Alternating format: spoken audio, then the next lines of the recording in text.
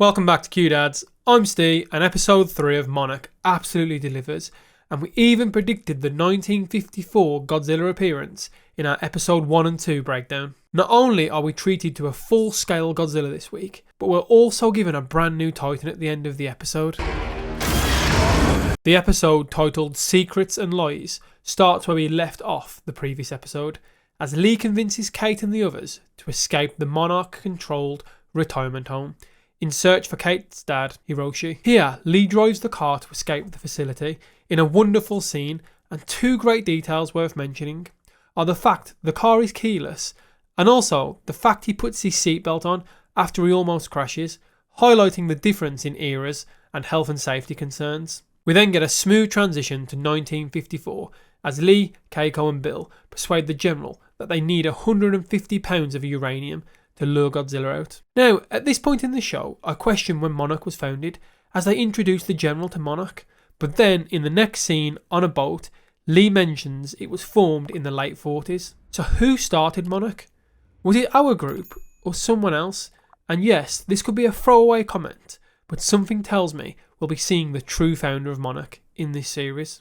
The group discussed their plan whilst on a ship to Korea for the potential whereabouts of Hiroshi.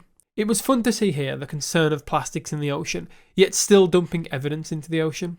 Sticking with the group for a moment, they travel to South Korea, and in a brilliant interaction at a passport office, we meet Dooho. Not terrorists, and I've never been to North Korea. It's great to see that Lee still has connections, potentially all over the world. Will we get to see a young Dooho? We travel to Bikini Atoll in 1954, as Keiko realises that the request for uranium comes in the form of a bomb. As the army sit back to watch and wait for the Titan to show itself, Lee tries to persuade the General to stop so they can study the beast. Right on cue, we get our first appearance of Godzilla, which Ben did call. We get our 1954 appearance being a pass shot. More on that towards the end. It's great to see here the visual details didn't disappoint, and Apple have managed to make the appearance of this prolific Titan worthwhile. Keiko makes an attempt to stop the bomb herself, but is taken down by Lee before the bomb explodes and ultimately scares away Godzilla. We get a quick scene that reminds us Tim is still on the trail of our modern day Lee. We end the episode as Kate and the group fly across the sky in a bamboo bomber with Dooho and Lee. Thanks to some of the data made digitalised, we managed to pinpoint where Hiroshi was actually going to, and the group divert to his location. After a rough landing, they realise that Hiroshi survived and actually set up a camp, meaning he could be further towards the opening we saw to Hollow Earth. We then get an introduction to a new Titan, an Ice Titan. It emerges from the frozen tundra below and grips onto Dooho's plane, freezing it and him in the process before charging towards our group. This was a fantastic scene and has created some questions around this Titan. Overall, this episode was great, giving us some fantastic visuals as well as a bit more of the background into that 1954 test bombing they did. I want to touch firstly on the 1954 appearance of Godzilla. Not only did we predict the appearance of Godzilla for this time period, but we also called this scene from the trailer being in the past. Does this mean we will actually see future Godzilla at some point in this series? And did Godzilla sneak away after this attack? Or will we see another appearance before the 2014 San Francisco attack? We're fully expecting something to happen with Godzilla, as clearly there is still a shot of him in a desert. Well, I say desert. Could it simply be sand?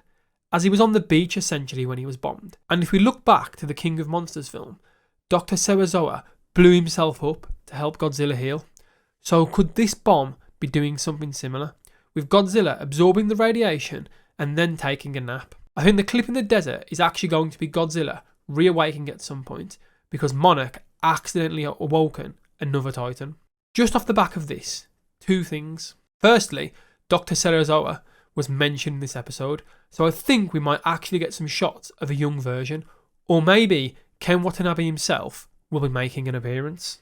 Secondly, Kong Skull Island now feels weird, as the army at the time of the film don't trust Randa, even though a general at the time clearly laid eyes on Godzilla.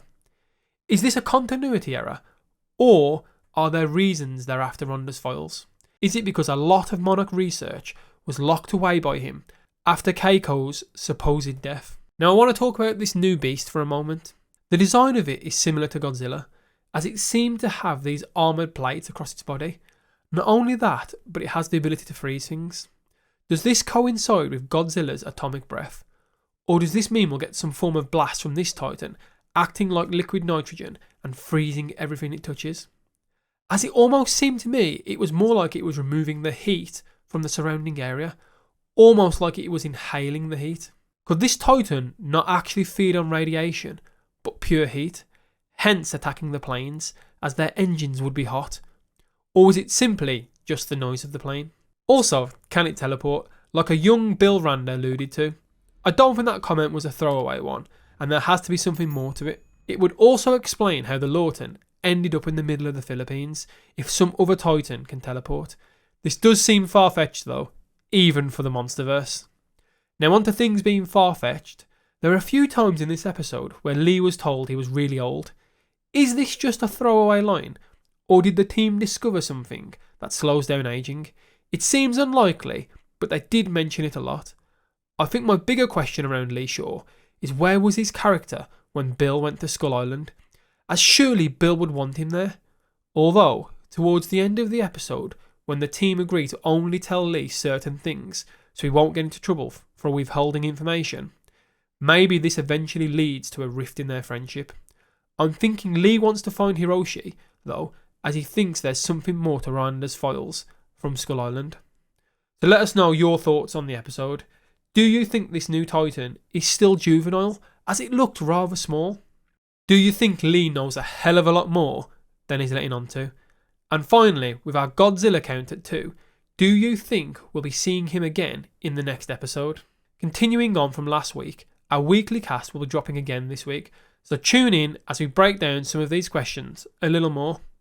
Please like and subscribe, as it helps us to grow and shows us you want more Monsterverse related content. Anyways, as always, catch you next time with something new.